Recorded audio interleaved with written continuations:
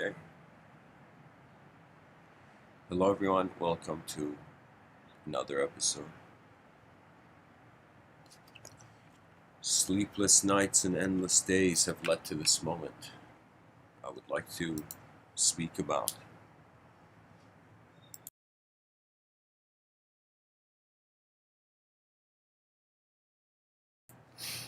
A concept where I find I could potentially, just potentially, be um, one of the few people commenting on a sort of inner flight. And at the same time, if you look at the title, When Feet Turn to Wings at the Mountain's Peak, it is an implication that with what we have, with our current feet, we can go a certain point. Then we reach the unknown, and responses to the unknown are in some sense completely avoiding it, either rendering it empty, which is another way of avoiding it, or in some sense containing it. We as creatures have a strategy of containing things.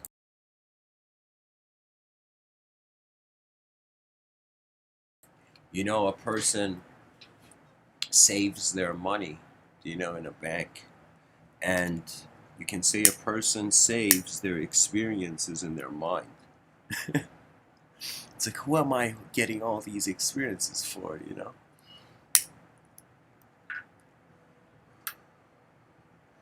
My interest really is first to wonder if there is a potential for human beings to move beyond sensory perception, beyond just the movement of the physical body in a physical world, in some sense, movements of the mind.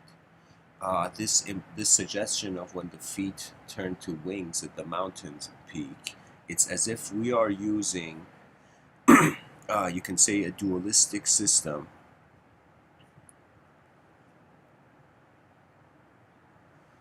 of individual conscious identification with the moment. So walking up with your feet and climbing the mountain to the mountain peak you can do that as long as you're individual. You can get to a certain phase of sight. There's a quote, very interesting quote by Andy Warhol. And Andy Warhol, he says, when you go at the edge, those people who go at the edge, they see things that they couldn't have seen if they were at the center. Sometimes when you trust moments in life and you go to see what happens or what it is, of course, a person has to be cautious, but sometimes there's more. Sometimes when you go to the edge of a certain perception, you get to see things you couldn't see before.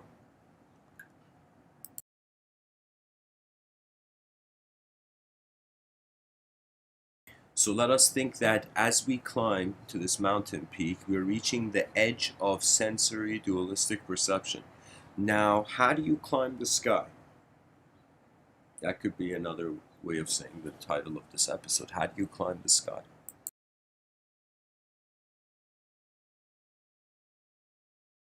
One way is if there was an invisible staircase or there was an invisible mountain.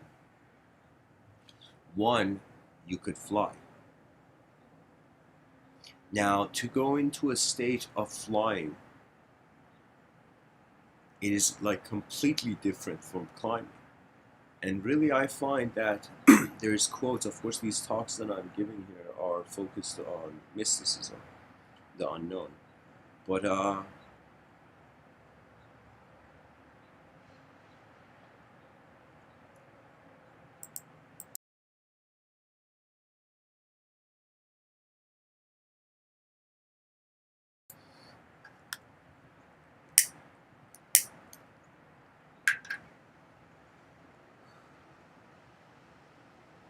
in a known world, you can use knowledge.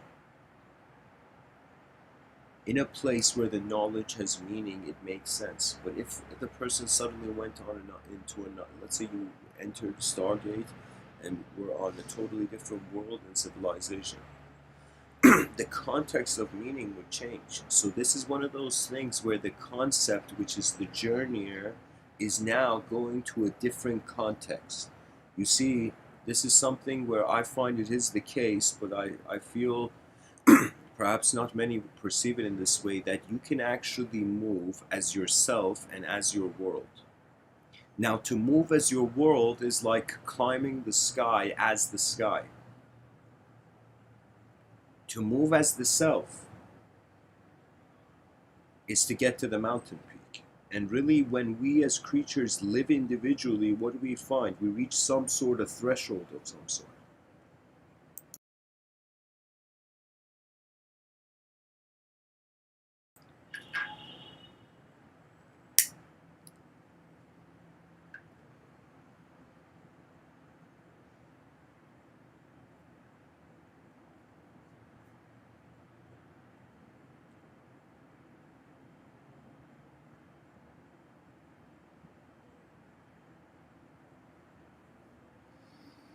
Now, when it comes to inner flight, there's different schools of thoughts. Different schools of thought. One school finds that the person is inside a body, and there's another dimension. There's another positioning, a more subtler body, and this subtler body can move. You know, there's that view. For example, we have terms such as out of body experience, remote viewing, stuff like that, you know. And then even in Sufi, now there are certain schools of thought where they know it's possible for attention to leave, or they're at least entertaining it's possible for attention to leave. There's certain schools of thought, I would say more closer to Sufi tradition, where these whirling dervishes would actually leave the body, in the sense that they felt that it was the proper way to exist, if you were to consider a soul, was not to have the soul inside the body. So literally in Vedic thought even, you find that even in the Ribu Gita, or I believe it might have been in the Avadutta Gita, in these books they're literally saying, like, the yogi, the wise yogi, perceives their body, what they are, like another. That means when you begin to see you are like everyone else, or I wouldn't say it's like that. I would say it's right now I'm owning this body. I'm saying this is my body. Now imagine if your own body becomes a phenomenon like any other phenomena outside of you. So it would be, one can say that that sort of metaphysical, you can say esoterically inclined attitude of to be not the body, to be the mind in which the body moves in. I would say the inner flight I have seen, I have experienced, the sort of out of body notion is not that it's as if like a ghost version of the person standing right beside them. It's just that it's as if like spherically the whole moment is being. And when you can notice that, you can notice the inseparability of what is being, your energy and your attention simultaneously. So there is this simplicity factor for me, that really it's like you can say there is no out of body outside of the body in my school of thought. In certain yogic schools of thought, they were like, I don't know, the dude was like, playing around in their dreams. They were flying. The person was trying to be Superman in a world where it's actually a question mark. In a world that is a question mark, neither the villain knows, neither the superhero knows. Chaos and order are both confused, really.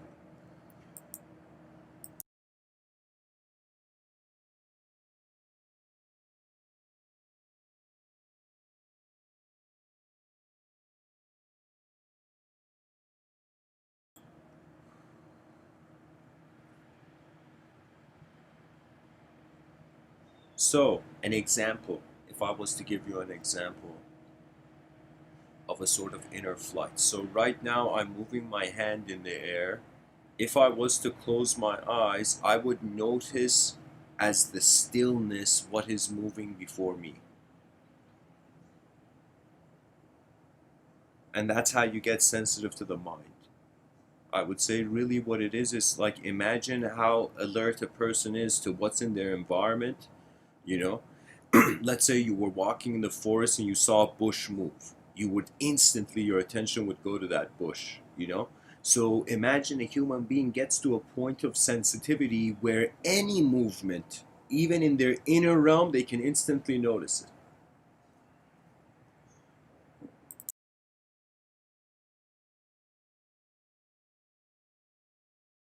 You know, think of the mind as a plate where every experience is like a meal.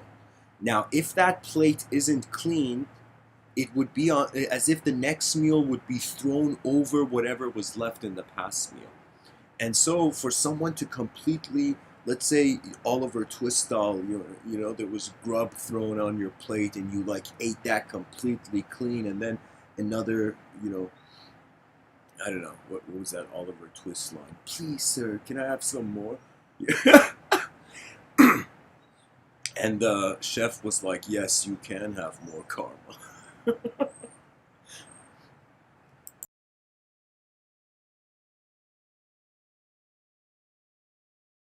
Imagine in Oliver Twist, that chef guy who's not giving Oliver Twist more food or something. He's like, imagine he suddenly smiles and he's like, all right, kid, you're the protagonist of this story. You can have more soup.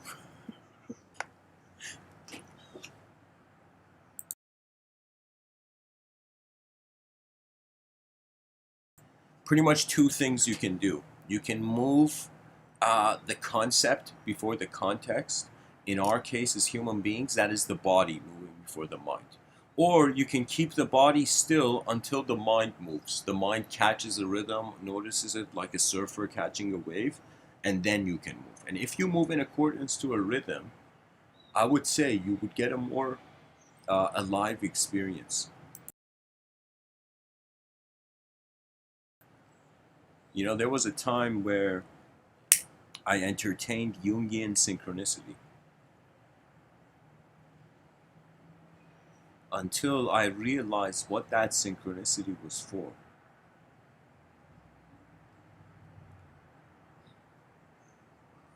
Synchronicity is when the inner realms find something they expected of the outer realms to be accurate.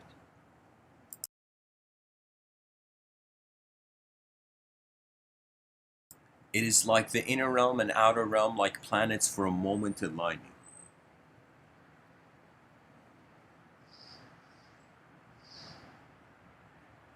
To move as a mind, the first thing the person has to know is that it's not an object. Therefore, you can't move like an object. You can't even have an expectation of an object. If you do, it becomes a simulation. There is something strange that in front of our eyes, if we don't move, we die. And behind our eyes, if we move, we don't get to see.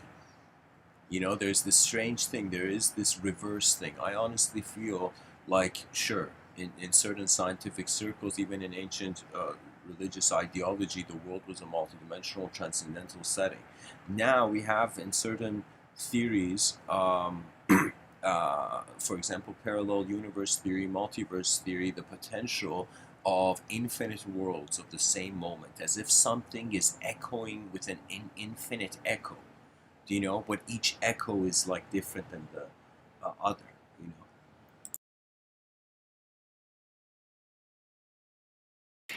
So this idea of multiverse, of there being parallel realities, I find one thing we can at least do where we can get a clue, where we see things come in pairs. What does that mean?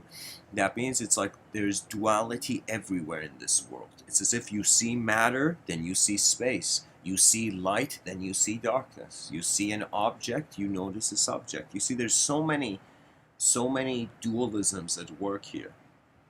And I would say if there's a dualism at work, it's like the person considering, oh, whoa. Could it be like two sides of a coin where on one side of a coin, I am an individual body in an unknown mind? And could it be in a collective mind? And could it be that on the other side of the coin, if we were to yin yang it out, it would be a collective mind in an individual body? For me, the yin yang symbol is actually one of the most intense intense symbols to a point where one thinks a bit of, even if one was to apply to the Abrahamic traditions, it would be as if like a bit of hell is in heaven and a bit of heaven is in hell.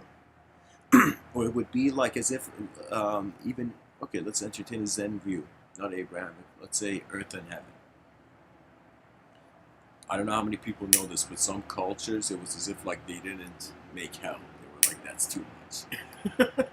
It was just earth and heaven for them, you know?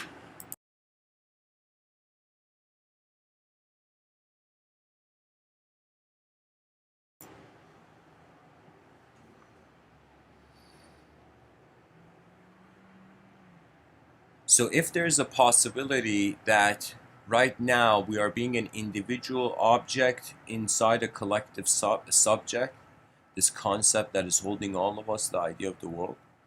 And so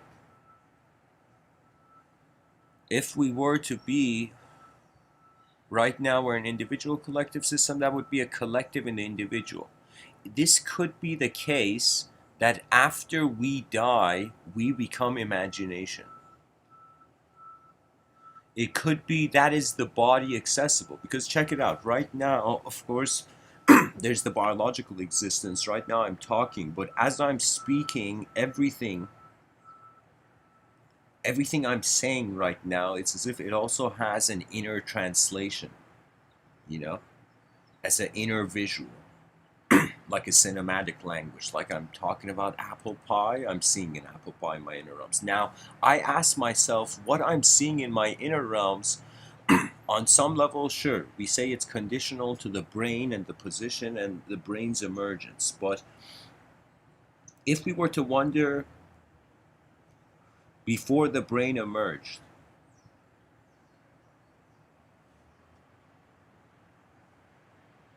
we have to accept there is meaningless movement. It's not that life is meaningless.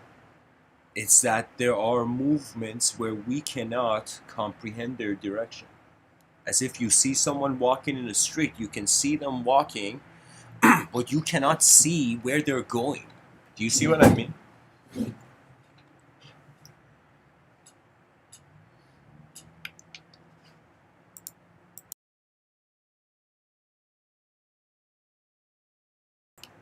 There's this poet, Rumi, he says, before death takes away all that is given, give away all there is to give. That means you're in a temporary place. If you figure something out, share it with this tribe. Now, I think about this inner idea of the inner flight, and really, I would tell you, it's like a feeling that, imagine this was 1,000, what number did I have? Imagine this is 3,600 years in the future, and this 3,600 years in the future,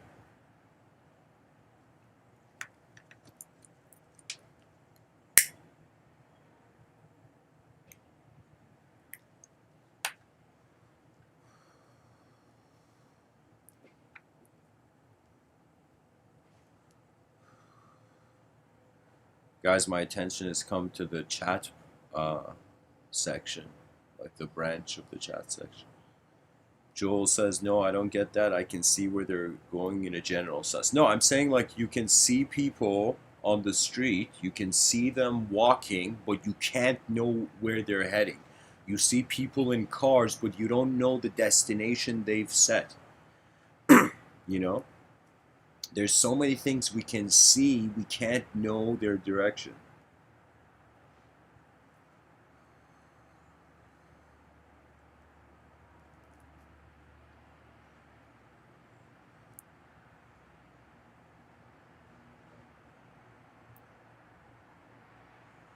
I was building up to this imagery, kind of distracted myself, but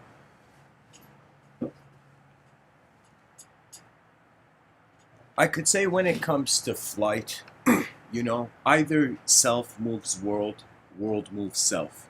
We have been under the world moving self for so long. Recently, for what is it, 250,000 years, we've become conscious, we've become civilization, progress, and all of this. You know, language has evolved.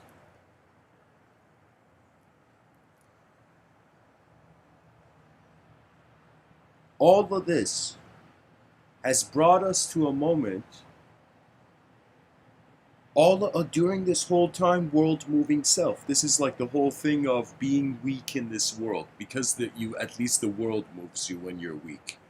You know, that's one advantage of weakness. When you're weak, it's like you roll up into a ball and then you get kicked eventually somewhere.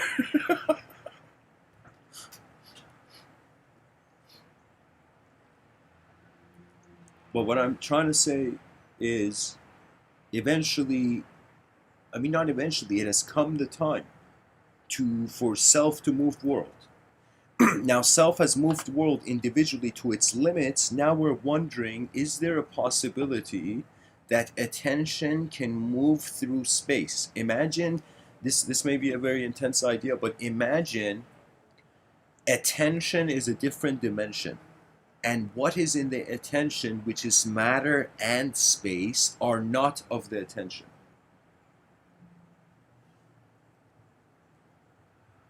That means it doesn't matter if the person treats matter as their body, it doesn't matter if the person treats space as their body. The attention is neither.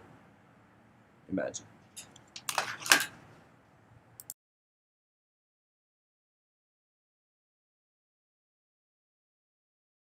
Good morning, everyone. I'm glad everybody had a chance to sleep.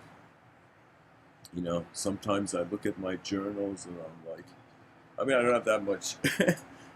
But I'm saying, like, sometimes I wonder, what that feeling feels like. Sleep. What is that? I can't, it's been so long, I can't even remember what sleep is.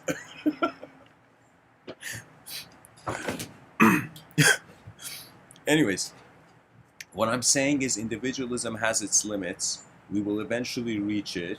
What I'm saying, endless, there could be a lineup of people saying, no, Mr. Within, we're not multidimensional, it's just the brain, you're tripping. It's like we're just a hallucination in space. We shouldn't make too much of a big deal out of this world. Even the yogis are telling us renounce this world. It's like fascinating. But the solipsist is like, the world isn't here, I am here. The nihilist is like, oh my god, the world isn't here and neither am I. Reaching that level.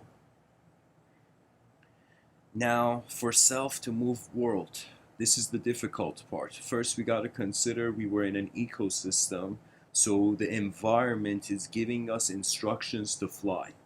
Excuse me, not instructions to fly, instructions to behave.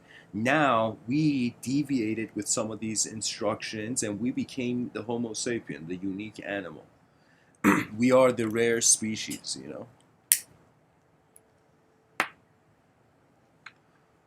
So, just a perfect example.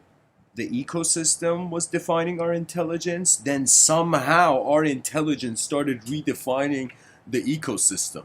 You know, no longer just a creature running around bewildered and unfamiliar with its setting, but a creature that could begin establishing points of reference to familiarize itself.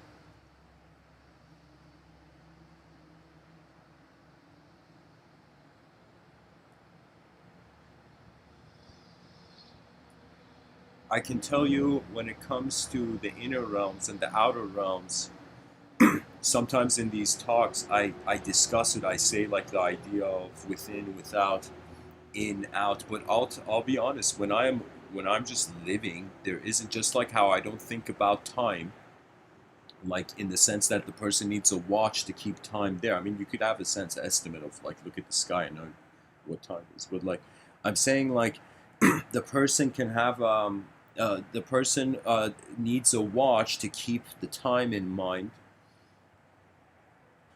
I would say there are many moments in my life where the closest thing I could say to some experience beyond the limits of my senses was that it wasn't conceptual. It was too odd. There was something strange about the moment, that there was a shock factor. And it wasn't a shock factor, it was as if, like, somebody slowly pulling a rug from underneath you, and it's like nothing's happening, but you're like, okay, well, something is attempting to move. It's like you're noticing the context of your own mind. Right now, I would say my voice is part of the context. I am, like, literally part of the environment. Like, birds chirp on trees, and I give a podcast.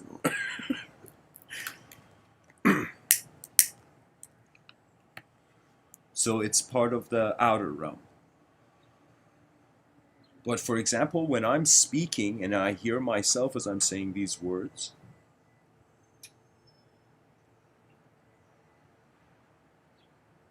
it is a totally different experience.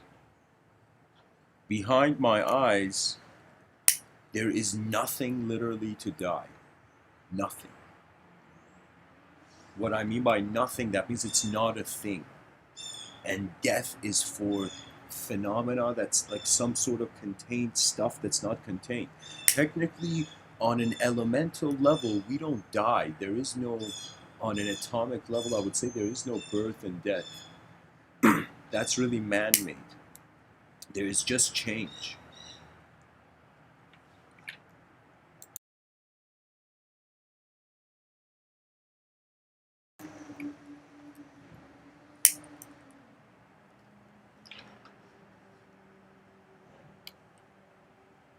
Really, it is change.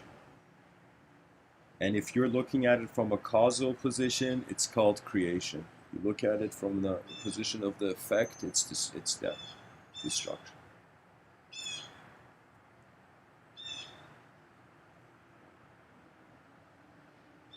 I will be honest, there are moments where I wouldn't say I get scared, but I do panic.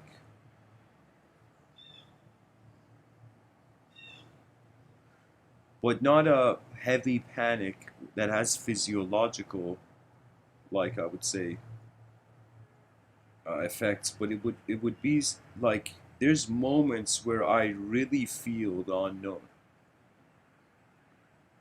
and that's where I am.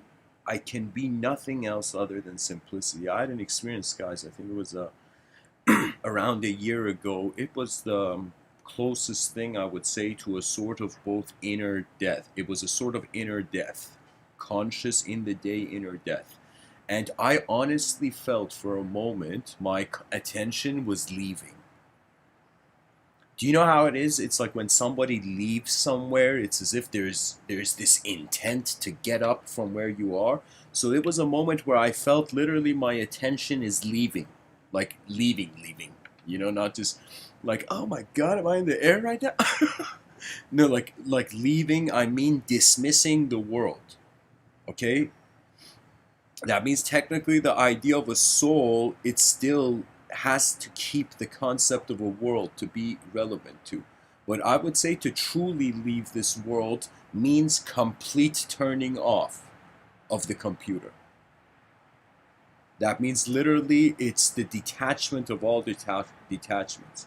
So in this experience I had, it was something similar to that, where I was standing and I felt something. I don't want to tell the details, but long story short, it was a very chaotic moment, and I felt this giant wind, like gust of wind, just hit me. And it was a moment where I felt the wind was taking everything, and it was so fascinating in that moment because I felt everything from these talks, from my physical existence, from everything, all I had done. It was at the end, I was a witness of the emotions my actions had left behind. That means I'm telling you, even if we rationalize everything, there is at the end the witnessing of the emotion. And sometimes I wonder that we are all living, you know, uh, not in accordance to emotion because of its error with the kind of, you can say an emotional person is kind of like not in the room, we think, but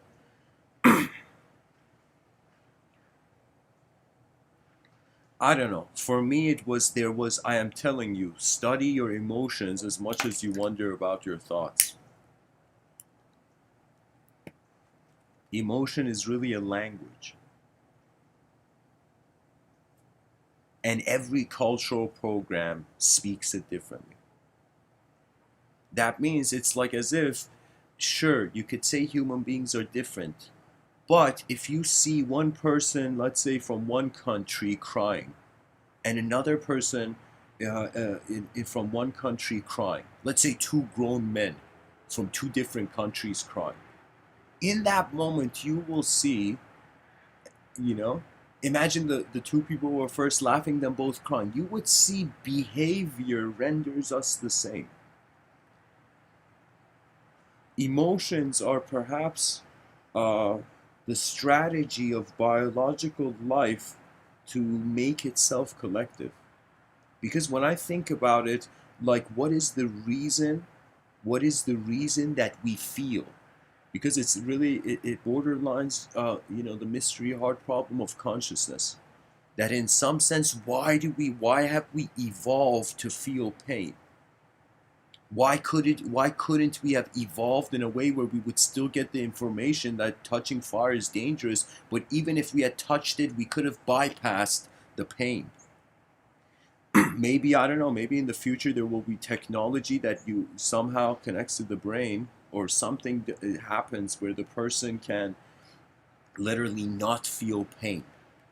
That means you could do whatever. You could know it's dangerous, like literally you could put your hand in a fire and you wouldn't feel pain, but you would know your hand is burning. Imagine, right? So pain, and it's not just pain, it's just the physical system shaking and whatever that leaves behind, you know?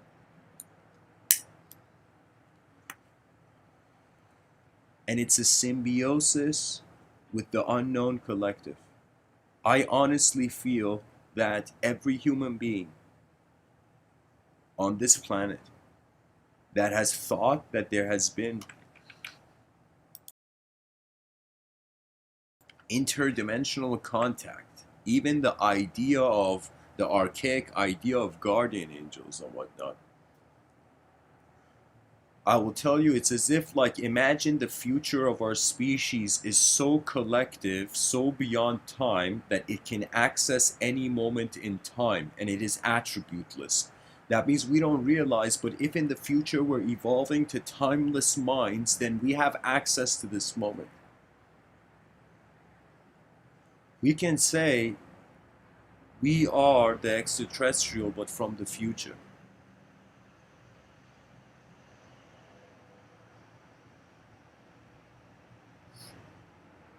I often wonder, not often, but sometimes I would say, like, there's been the case where I've wondered about, like, okay, let's say, like, extraterrestrials, advanced civilizations, let's say human beings, we became suddenly an interstellar civilization, and suddenly we saw all, like, suddenly, like, literally turning lights in the room, we started seeing how many interstellar cities are just outside of Earth's atmosphere, but they've been in stealth, you know? And imagine we become a galactic civilization and suddenly we've made galactic friends. This is just hypothetical entertainment. Now, let's say we become galactic, we go into a gathering of galactic, civilizations, Earth has joined or whatever. And so let's say we're in that setting, and suddenly we as Earthlings, we've studied meditation, yoga, we've got that at least, we could show off that to we could teach the aliens how to meditate. But I would say, like, it would be I'm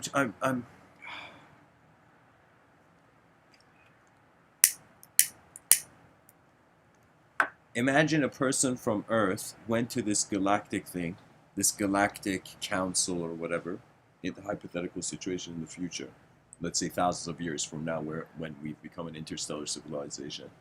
So we go there and we ask a question, and there's members of all, let's say, groups or whatever, galactic groups. Just like how we have different members in the United Nations. Let's say there was a United Galaxies. I don't know. So let's say we're in this, United Galaxies, and suddenly we stand up and we say, how many species here identify with energy? Imagine we ask this, and we suddenly see, like, very few have realized their energy. That is the ultimate secret that literally all beings are on anywhere in this cosmos are left to comprehending. I could say, if the secrets of the energetic level could become more accessible to the personality. And I don't know how we can do this if we're constantly trimming abstraction from our modern eyes.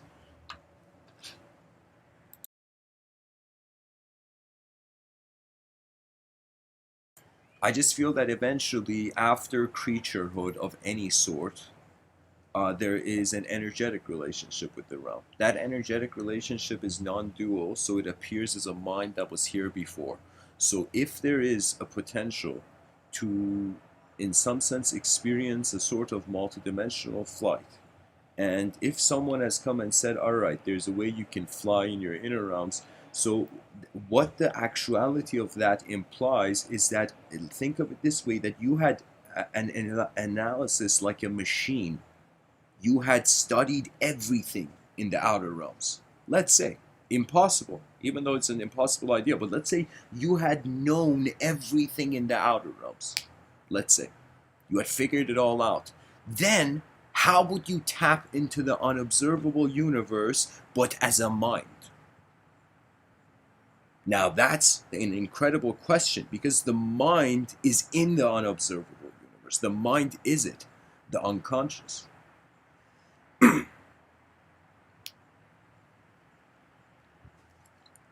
Guys, I'm simply saying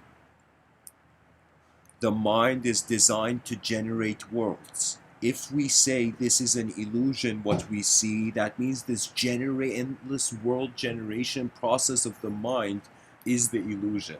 So that would mean the only way you can experience something beyond a world that's constantly being generated by the sensory perception is that if the sensory perception don't generate it.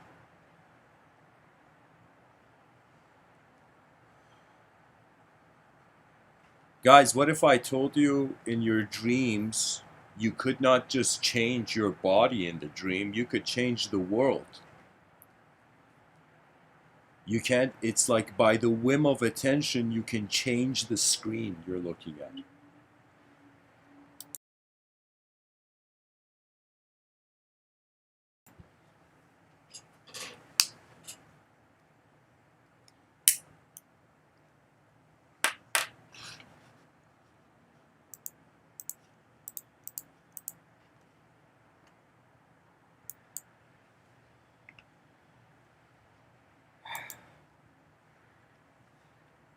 It's all about presence, as simple as I can say.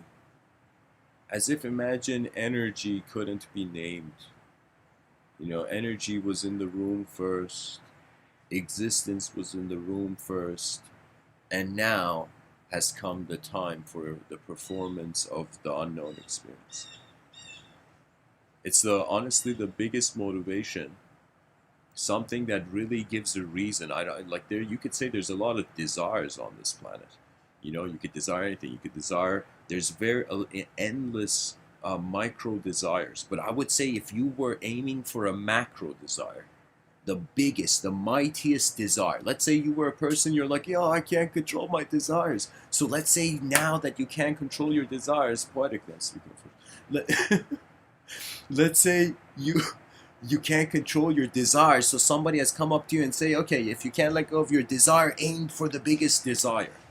That means, in some sense, look at the hardest problem of your moment in this life and tackle that first. And that the mightiest macro desire would be just to see, think of it this way. Think of wondering about the potential of one person. Now think of wondering about the potential of 8 billion.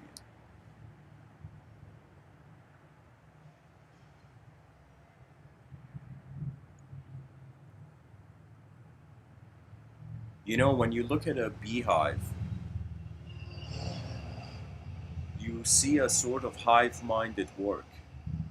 And the laws and, of course, the instincts, the genetics of the bee is literally like its common language. That means creatures of the same design speak a language of existing in similar ways. So now bees what they do is each bee listens to its instincts. They don't have literally one bee coming like, all right, soldiers, go out and get honey. It's like there's no pep talk. It's literally every being abiding by its instinct is building it. So it's this phenomenal, fascinating thing that the bees could be building the beehive, but only they are experiencing a one-person view. They don't have choice. That means that's the thing about animal life. It has the innocence of not knowing better.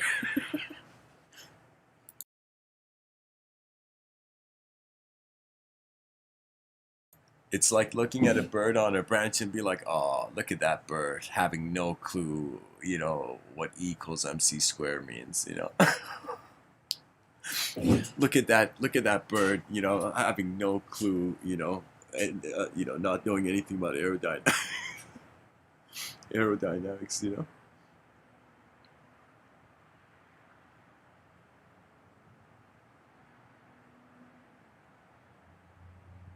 And we can't even declare ourselves as an animal. Animals abide by their ecosystem. We have not abided by our ecosystem. That is our major difference, that we're not animals. We're something else at least. If we were just an animal, we couldn't, literally like an ant or a bee, we couldn't comprehend beyond our design. But something pushed us. I would say evolution had a, a unworldly push.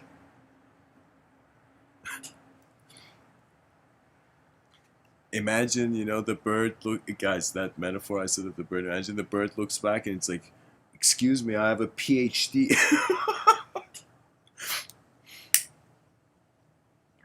And that's another reason, I guess, for hunters to shoot birds.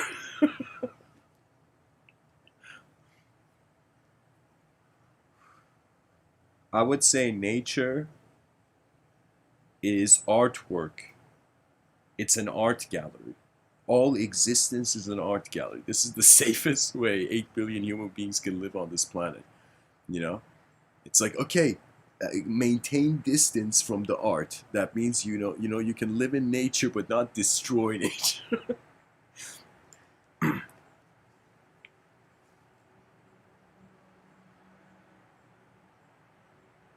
you know, Strangely, I'm reminded of this story that someone goes to Buddha. Buddha is sitting down, chilling, you know, being aware of the light in his eyes. And this person comes, and this person is a Brahmin. And I don't know how many people know this about Buddha, but Buddha was born at a time where people's relationship with truth was very ceremonial. And so the idea of meditation really outdates Buddha. It was there from Yoga Patanjali Sutras. But I would say, like, Buddha was born at a time where he saw beyond the ritualistic behavior. That means, you see how we are so easily noticing the language threshold in 2020. Buddha noticed it then. Buddha noticed the language threshold, the limits of sensory-based suffering by the way you are actually limited to conceptualize it. That means what you don't know, it's not that what you don't know doesn't kill you. It's that what you don't know, you just don't know. You'll never know. It's just like it passes by with you having no idea of it. So this Brahmin, this guy who has a ritualistic approach to truth, goes to Buddha, who's found this unique, uh, approach to suffering, freedom from suffering, the Four Noble Truths. Now, what happens is the guy comes to Buddha, Buddha's sitting down, and the guy starts saying the most cruelest, like, things a human being should never say to another human being. Things of, like, such intense, like, you would say in modern times with the sensitive cultures we have developing, it's like it would say, like, incredible verbal abuse. Okay? And Buddha is standing there. Buddha's sitting there. Buddha's sitting there. The guy, for like 30 minutes, just rips on Buddha, and at the end, looks at Buddha, and it's like, how? How can you be this calm? I don't get it. How? How are you not reacting to any of this? And Buddha looks at the guy and says, let's say I had a bunch of gold coins right now. Okay, let's say I tried giving you these gold coins, but you didn't take them. Who would have the gold coins? And and the Brahmin thinks about it and says, well, the coins are with you. And then he looks at the guy and he says, you have been in front of me for 20 minutes throwing rocks from your inner realms at me, But I have not taken a single one. And Buddha just stares at this guy as if nothing has changed. That's the thing about really becoming acquainted with the presence of your mind. You start noticing your sight as if your face is a camera and you just realize you're the cameraman.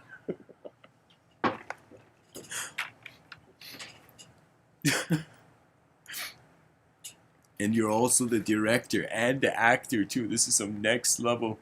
It's like the universe is trying to make a film and I think we're starring in it.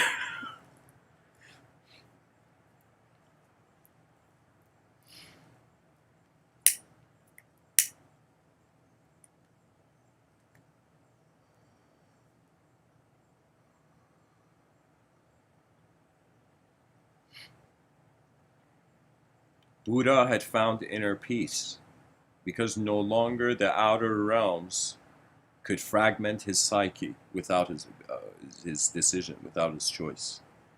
You see, simply you realize your attention. You have always been from the beginning.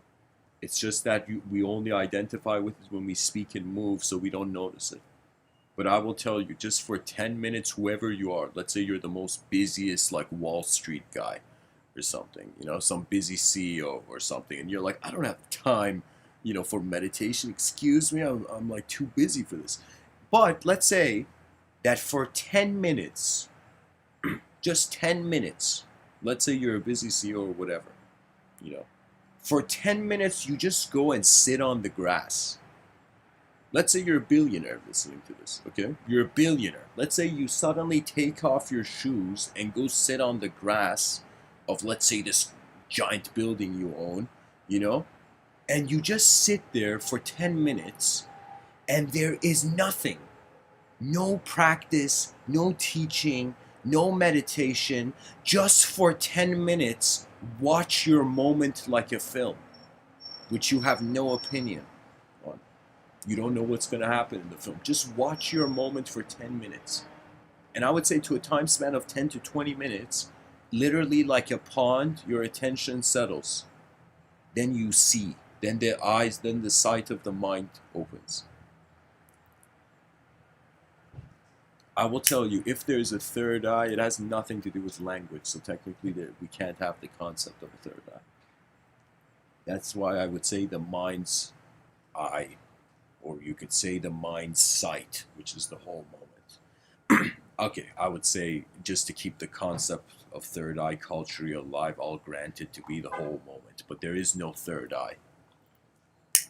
That's a sort of like, I would say the third eye is a strange, believe it or not, fetishism, I would say. There is simply, see, nature is like, there is a simplicity to it that requires to be acknowledged, and then there is a complexity which requires to be not just acknowledged, responded to.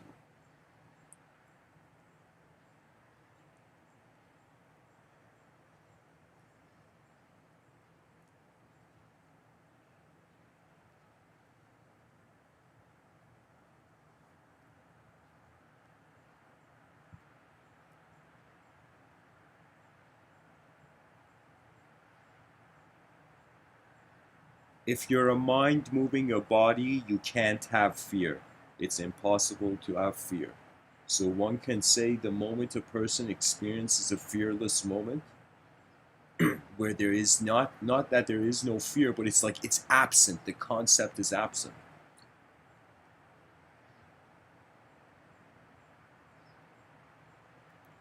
I would say that would be a moment beyond this world. I would say a profound archetype of the archetype of ideological sacrifice. You know, if you look at many religious thought, it's like they're using a weird, not weird, but like they're using an algorithm. Like the ideological system is using an algorithm.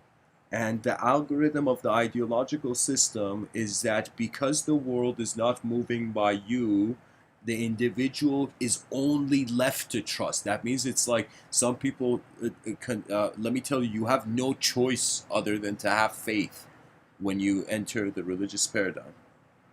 I'm telling you, no choice other than faith. Everything hangs on faith. Why? Because you're not moving the world. There is something else moving it before you.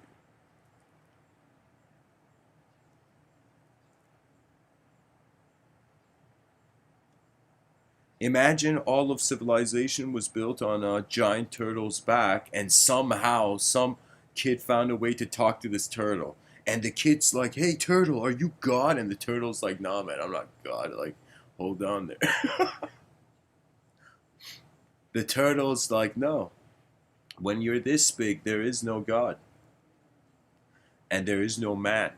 There is God as long as there's a need to be man. But actually, if one was to understand the concept of God, literally you can't conceive it.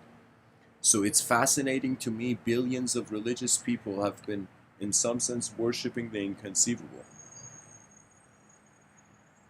which is synonymous with really the future.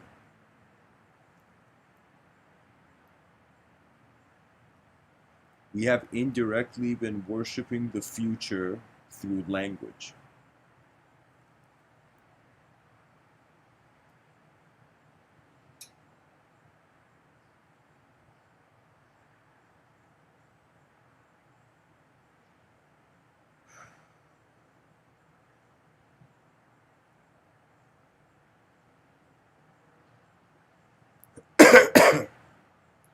You know, I once asked my brother a very theological question. I have a twin brother. I asked him, "Where do you think God made Earth?" I asked this question. Where did God make Earth?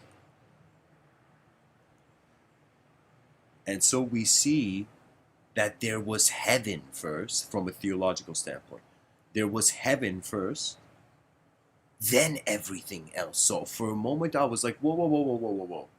Is everything being simulated technically from heaven? That means, think of it this way: man fell from the heavens to earth. But where was earth made? In the heavens. So where did man fall? Man fell to himself.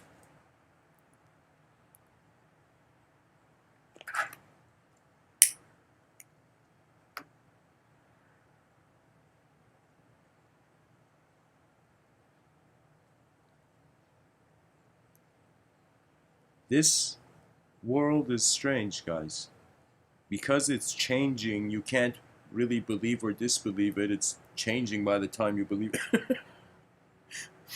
You believe something, then you sleep, you wake up, you're like, God damn it, I became a different self. Now my belief isn't the same. That means literally, how can you be?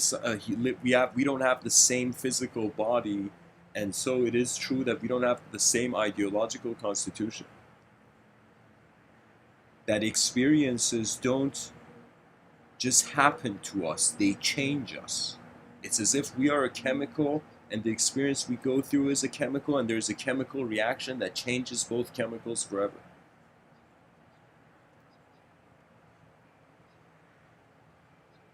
Honestly, one thing, if I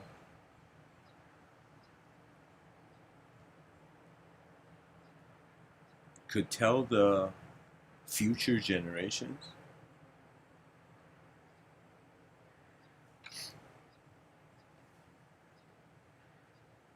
is that honestly, I would say use everything the eyes of human beings have so far as fuel for the next search. Literally, the best thing that can happen to every effort of knowledge is for it to become firewood for the future's furnace.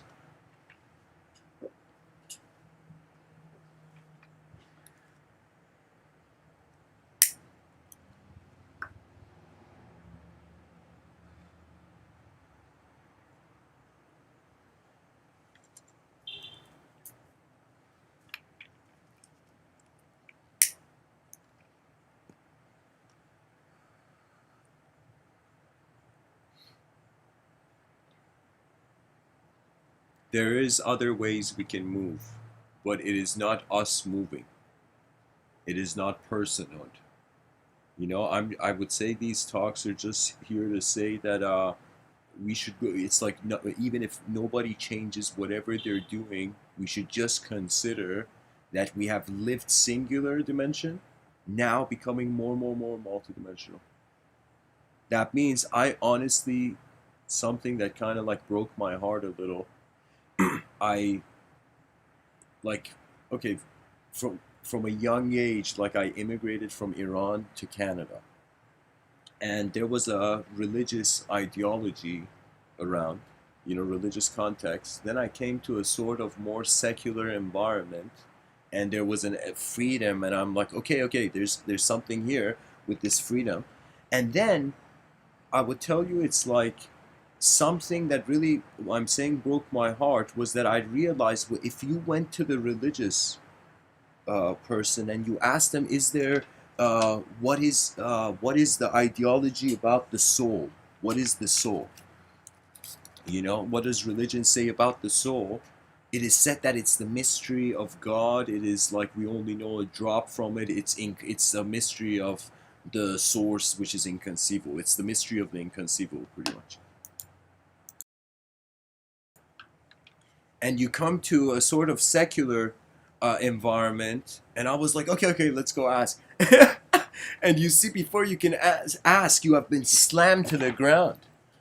That means both the secular environment rejects the multidimensional, and in some sense, the ancient, the archaic religious, they're both dismissing the multidimensional. They're acknowledging it, but they're not acknowledging life to it. They're dismissing the psychology's multi-presence, not just in and I mean out. Let's say there's two types of multidimensionality. There's a multidimensionality of a cake that's cut into pieces, okay? That cake's like multidimensional to itself. And then there's a multidimensionality of different types of cakes, okay? And we are saying that, for example, when psychologists talk about like the psyche and whatnot, and how it's like, honestly, they're treating it like glass.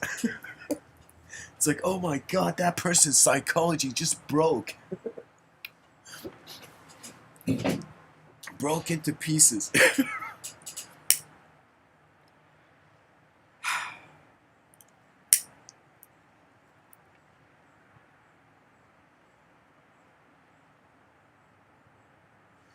The cake being divided into pieces to itself, that's like your memories and different visualizations and pretty much your inner realms. And when it comes to the outer realms, it's like different worlds, different parallel dimensions.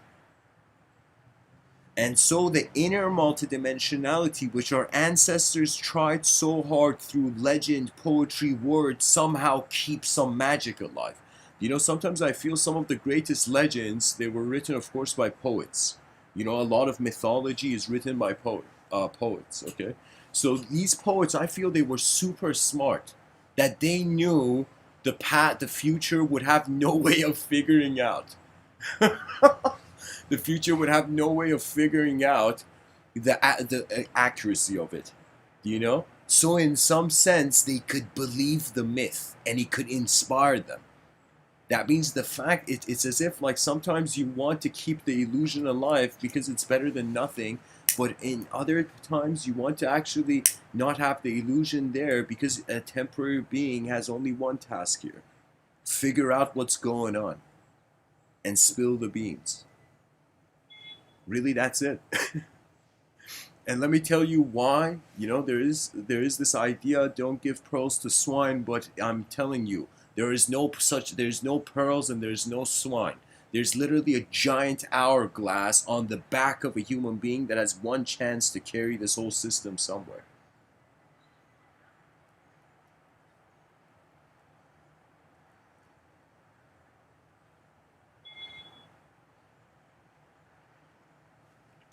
Ways, I wouldn't say this is inner flight, but it is some sort of inner realm movement. I've had moments where when I go into nature, in my mind I already see myself sitting somewhere.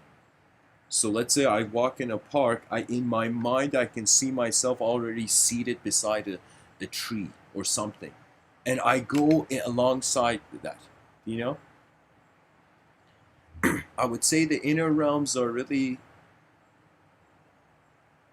it's left with the inner child's decency. That means anybody who has a memory of a simpler self, it's as if the logos is like, yeah, that self, you know?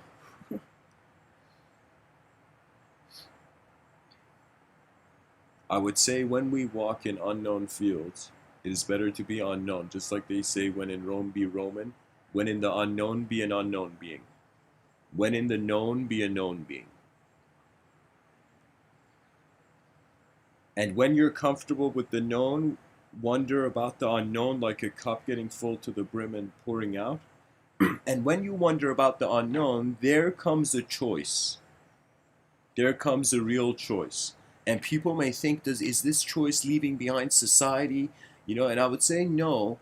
It's just you as a human being wondering, what sight do your eyes deserve? I don't know if people feel this, but there's been moments, at least personally in my life, where I felt these are not the eyes I should be looking through right now. That means the attitude, the way the mind was set into motion, even felt sometimes off.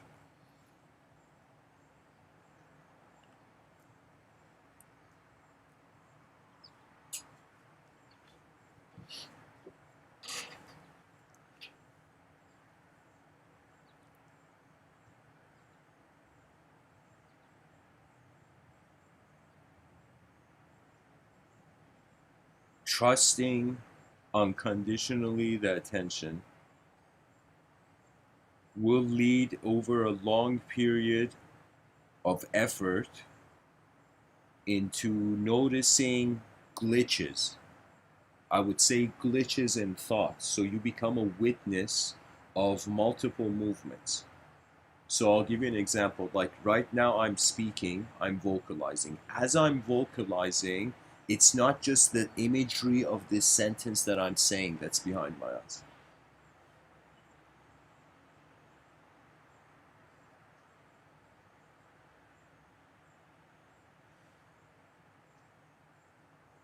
Imagine you're in a dark room and you're trying to find the light switch. And so you're just like waving your hand in the abyss. Waving your hand in the abyss, trying to find the wall that could eventually, in that darkness, lead to that switch. You know? I would say the inner realms exactly that same feeling, that same unknown feeling.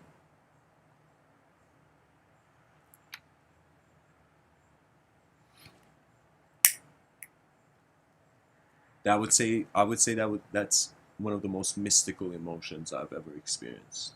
That feeling, but it's not your hand, it's your attention trying to find the light switch.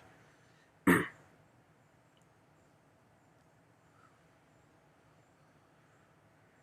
eventually, if you're a sincere person, I find that you will get to know your nature. You become a friend of the living world. And then usually most people from whatever karma yoga they're performing, they become bhakti yogis. That means I could tell you love is from the future. Hate is from the past. That means those people who love, their nature is loving, they're from the future. They're living ahead of their time. But those who still hate the realm, I would tell you, it's like you shouldn't consider mysticism unless you have completely stopped touching your outer realms. That means technically nothing can bother you because you are observing it. You're not it, you know? And so when one is acquainted with the presence of their mind, they can choose, if you're mature enough, you can choose to entertain imagery to it, if you're mature. And what that means is that for an attributeless being means simply that you realize the face is never the message, the voice. If you can remember the face is not the voice in any whether yogic induced, psychedelic induced, I don't know, ritualistically, mystically induced, whatever state of mind where the inner realms becomes active and it begins animating.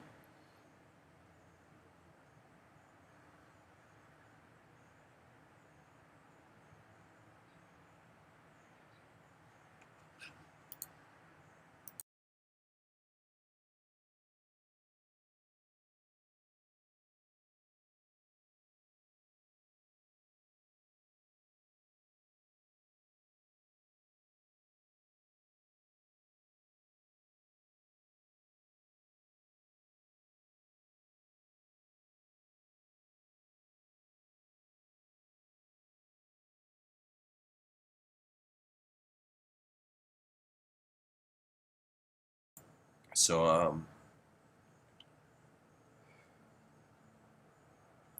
I would like to say that I need a quick intermission, guys. So a couple minute break, and I'll be back.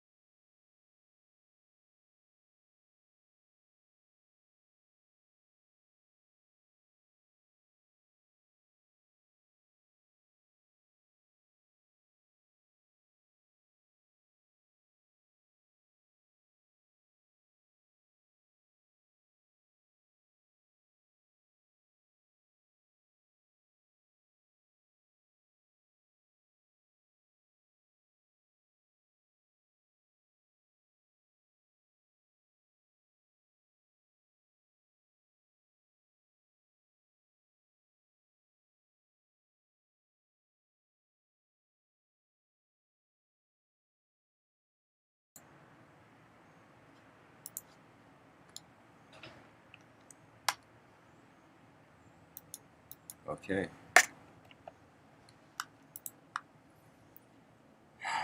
To continue.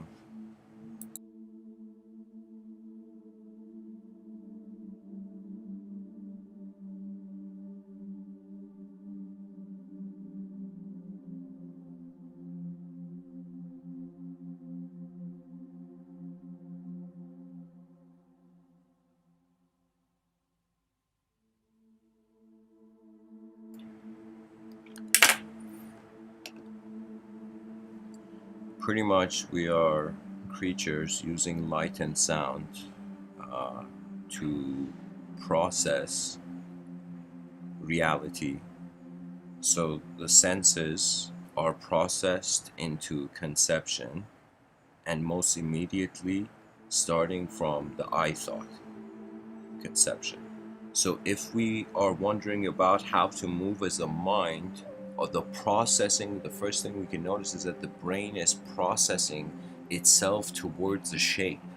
That means all your senses, they are trying. I feel the processing is just, it's like the points become relevant to like a central point. Imagine.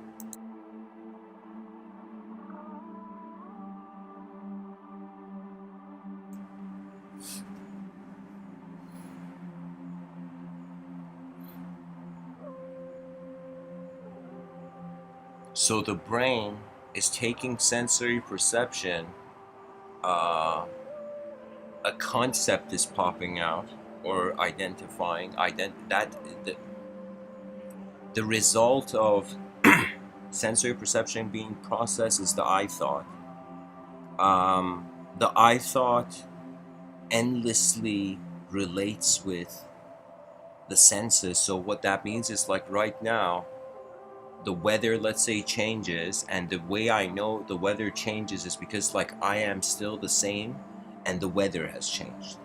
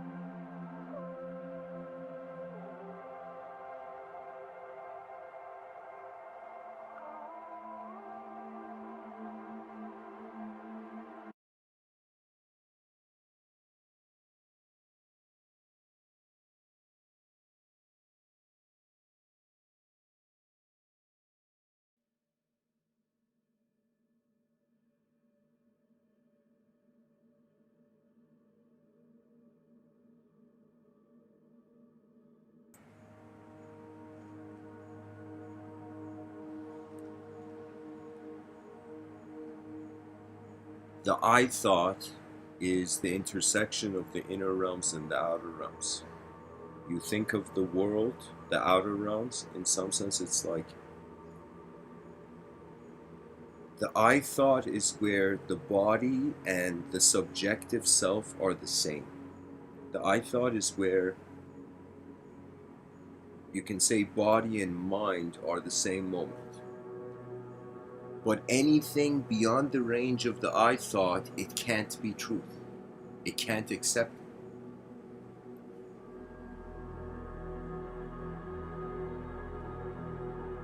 Carl Jung has this quote. He's actually relaying something the ancient alchemists would say. That really God is a sphere where the center is everything and the circumference, the outside, is nothing.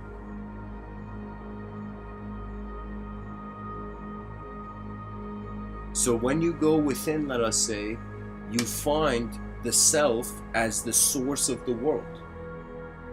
That means, what is the world to you? What is it? It's like the type of world you see has to do with the kind of self you are.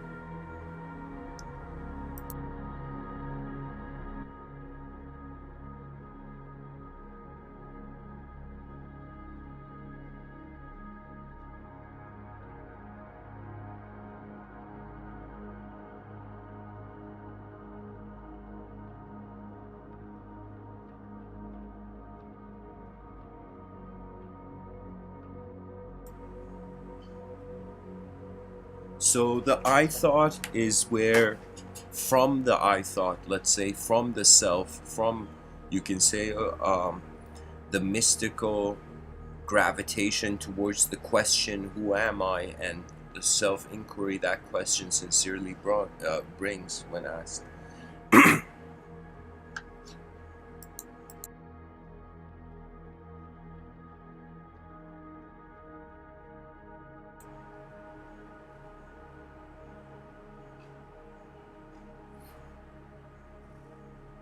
And believe it or not, from this I thought comes the definition of joy, suffering, happiness. All of them have to do with how the I is held, like the letter I.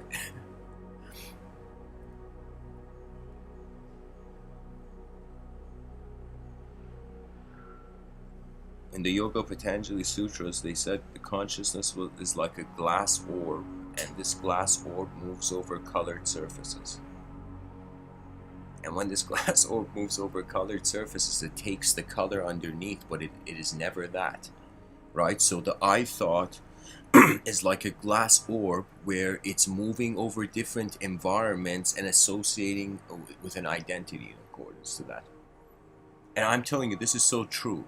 You know, it's like I have seen too many people on this planet where, yeah, when the weather changes, their personality changes.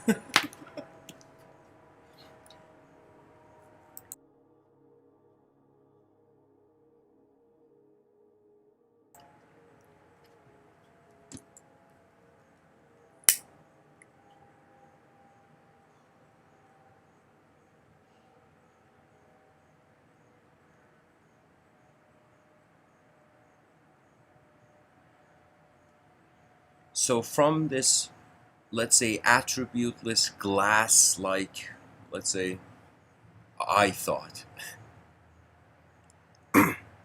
Now we are wondering what kind of flight could there be for the orb. That means we're wondering what's going to happen to that glass orb of yoga. The Yoga Patanjali's, like it was a metaphor from there. That glass orb, in some sense, how can it experience something beyond the colors underneath?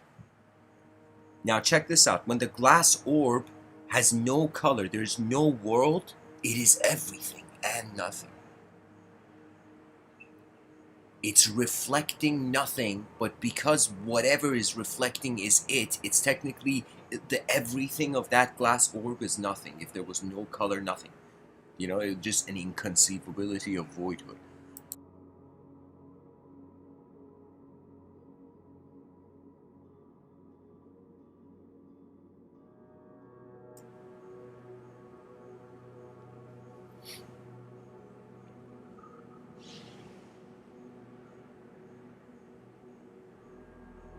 You know, if if society, if civilization, everybody was tried to suddenly, everybody was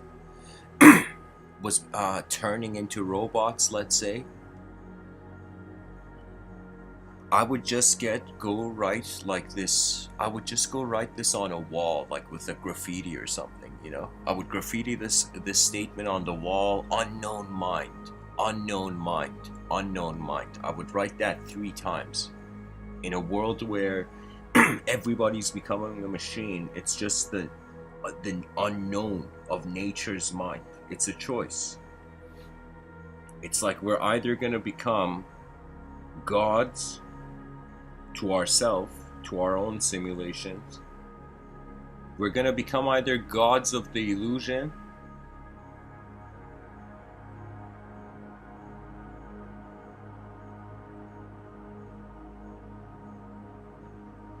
or the mankind that saw beyond it. You know, that's not our challenge yet. In 2020, this is not a problem we have to worry about.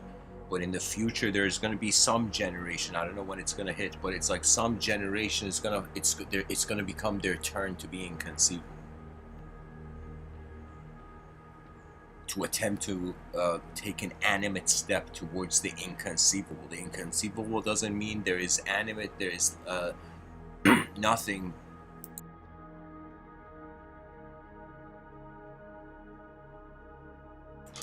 The inconceivable means there is nothing you can see. It doesn't mean from different eyes. If there's something else there, it could totally be something else beyond that.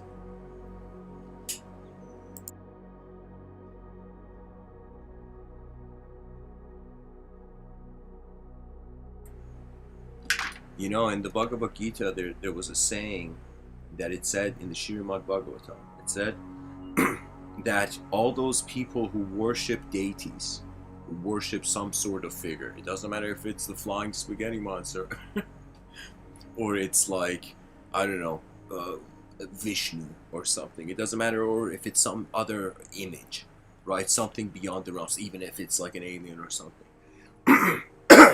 Excuse me.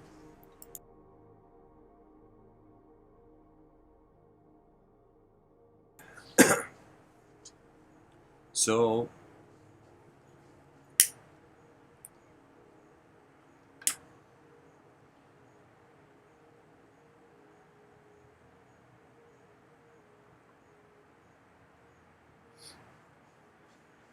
I kind of lost where I was going with this.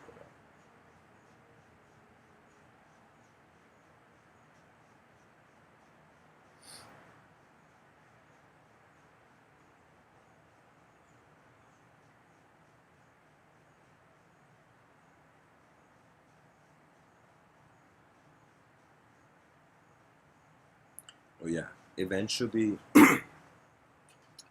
from whatever conceivable domain the inconceivable is met, the human dimension goes beyond the simulation of gods of the illusion. And so what it means is that man returns to nature by not implementing his own unnaturalness. If I can say that means it's like when you stop doing the inefficient, the efficient can happen. And that is so true. It's like a ship can have whatever dreams of sailing, but if its anchor is still in the water, if there is some sort of weight, let's say like, oh yeah, the Bhagavad Gita. Sorry guys, not my attention. So in the Bhagavad Gita, it says you follow a deity. In the afterlife, that deity is going to administer you. The life, you're going to be administered by a world. So you can say literally paradise is the effect of how we have caused ourselves on earth.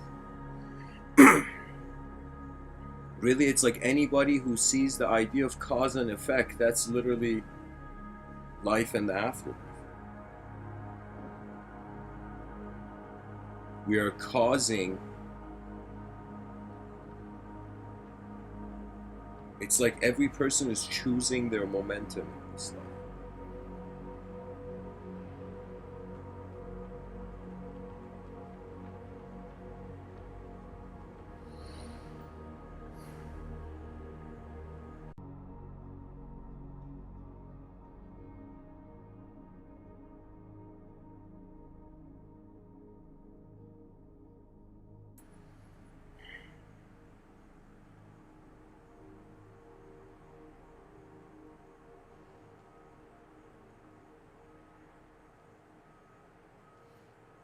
Really, we've experienced the known moving the unknown, and that's how, let's say, languages emerge. So the only thing left is to experience the unknown moving the known. Now the unknown can move the self. The unknown can, let's say, yeah, it can move the known self, and now it can also move the known world. Now, if the unknown moves the known world before the known self will get attached to the miracle, to the divinity, to the image of divinity, to the film of divinity being played. But if the person can see that, I really don't know in what other way I can say it's like not touching, as if it's a museum where you don't have to touch what you're seeing.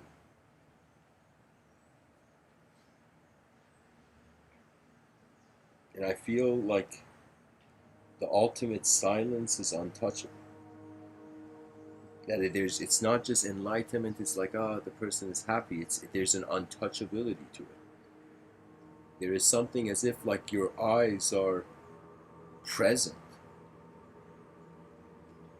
Energy has eyes now.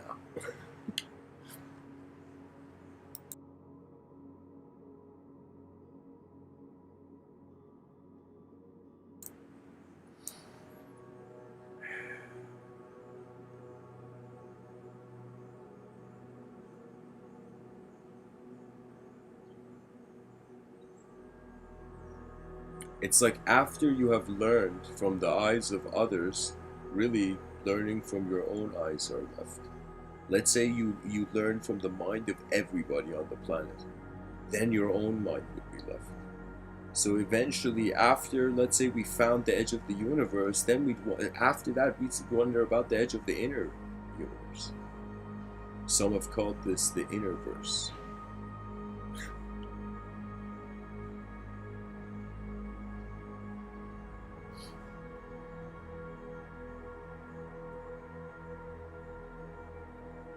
And really, if the person does not have a comfort and contentment with the attribute list,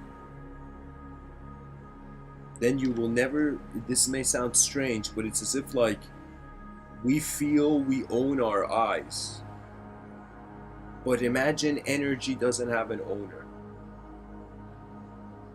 So can you imagine what it would be like to experience yourself as a moment where sight doesn't have an owner? It's just the presence of the whole thing. So the known has nowhere else to go.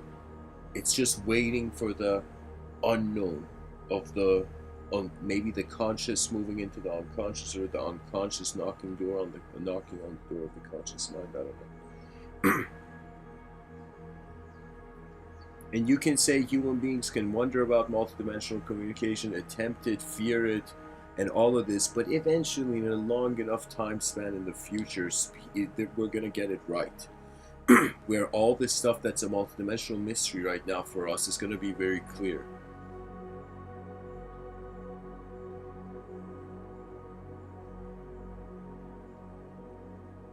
That means as long as there's the unobservable universe, whatever we find in the observable universe, we're still in the dark. We are in the darkness of the unobservable universe, regardless of our findings of the observable universe. So I feel scientists should really, the efforts of science, there's a lot of science, of course, is such a vast field. I would say you just teach children at a young age about medical sciences, and they would just be fascinated about the biology of the body. But I would say the effort should be to wonder, what are we going to do with this unobservable universe? And what are we going to do with all the emotions of human beings that lead to irrational factors, regardless of the most perfect rational system implemented?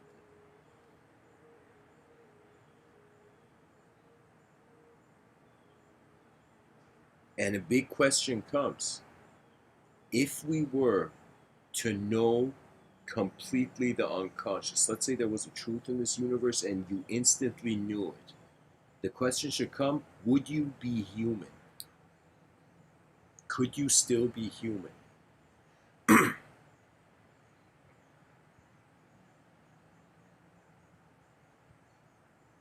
That means if the person has experienced themselves as space,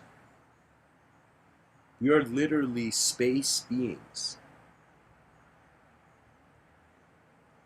We're just caught in the matter of things. So anyways, guys, I guess I'll end the talk here. Thank you for listening. I hope this episode was helpful, and I would say whoever's listening, keep writing. And you might be like, Mr. Within, I don't write, and you could say I'm talking to your future self. Every human mind that has access to something that they can just feel that, your eyes, it's like why would we have conscious thoughts if we were to have nothing to do with them? You know, you can say in some sense like meaning arrives with effort.